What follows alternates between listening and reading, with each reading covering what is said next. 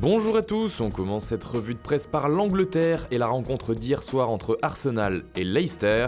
Ce sont les Gunners en grande forme ces derniers temps qui l'ont emporté 3-1 et c'est une 10e victoire de suite pour les hommes d'Unai Emery, un résultat acquis grâce notamment à la très bonne performance de Mesut Özil comme le souligne le Daily Telegraph. Le meneur allemand est impliqué sur les 3 buts de son équipe qui se classe 4e à l'issue de cette 9e journée de Premier League.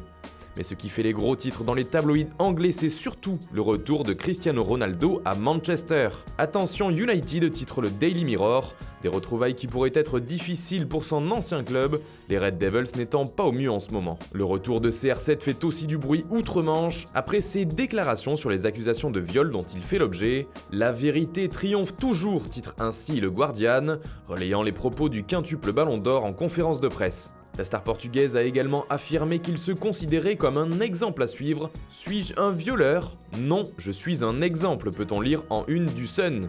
En Italie aussi, cette affiche fait beaucoup parler comme on peut le voir avec le Corriere dello Sport qui titre le grand match. Ronaldo va retrouver son ancien club et son ancien coach José Mourinho. Et la Juve va également retrouver une de ses anciennes stars en la personne de Paul Pogba. Le journal italien insiste lui aussi sur la déclaration de CR7. « Je suis un exemple sûr et en dehors du terrain », a-t-il affirmé.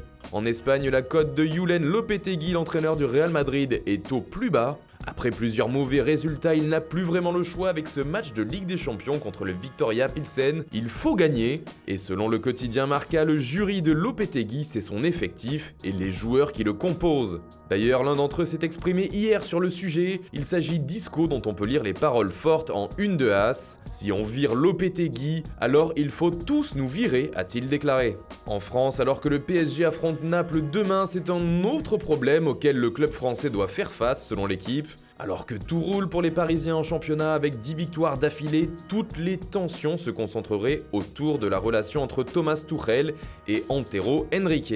Une relation qui tiendrait plutôt du bras de fer selon l'équipe.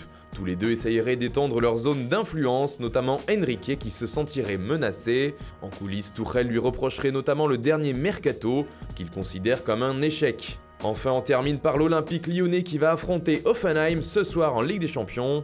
Un bon résultat en Allemagne aiderait à consolider la place de l'OL dans son groupe, comme l'explique l'équipe, mais il faudra pour cela donner un coup de rein, une tâche qui pourrait être plus difficile que prévu. C'est en tout cas ce que l'on pense du côté de Lyon, si on en croit les déclarations de son président Jean-Michel Aulas, qui expliquait qu'un match nul là-bas serait un exploit.